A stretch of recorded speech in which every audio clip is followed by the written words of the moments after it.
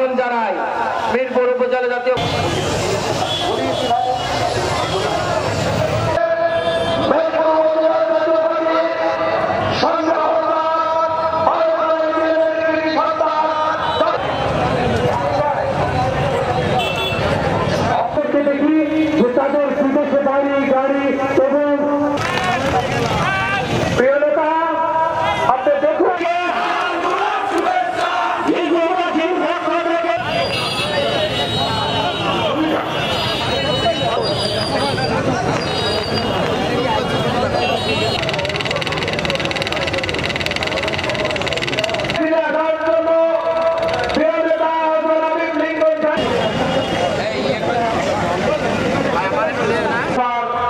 তাকে আসার জন্য বিনীতভাবে অনুরোধ করছি।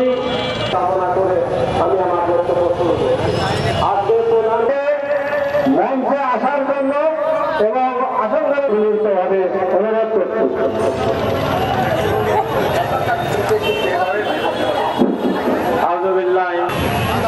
তারেক রহমানের 31 দফা এই সভার সভাপতি একটা জাতীয় সংসদ নির্বাচনের আহ্বান জানিয়েছেন এবং তার সরকার যথাযথ ব্যবস্থা গ্রহণ করেছে।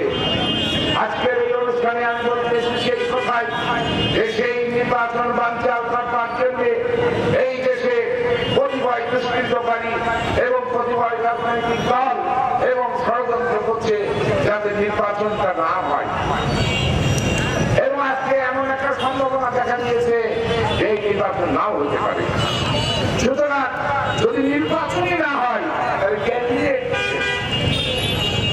বিএনপির ভাইরা আপনাদেরকে আমি দৃঢ়তার সাথে বলতে চাই, আজকের যিনি বিএনপির নেতৃত্ব দিচ্ছেন জননায়ক তারেক রহমান, তিনি যৌতুকও দেখেছেন, তিনি বিএনপিও দেখেছেন। রিমান্ডে গেলে কি অত্যাচার করবে তা জানেন তারেক রহমান। বিগত 15 বছরে এই দেশে সব থেকে নির্যাতিত পরিবারের নাম হচ্ছে জিয়া পরিবার, সব থেকে নির্যাতিত দলের নাম হচ্ছে জাতীয়তাবাদী দল বিএনপি। এই বিএনপির দুর্দিনে দেশমাতা খালেদা জিয়ার আহ্বানে সাড়া দিয়ে আমাদের নেতা সাবেক প্রধানমন্ত্রী কাজী জাফর আহমেদ তার সাথে দেখা করতে গিয়েছিলেন।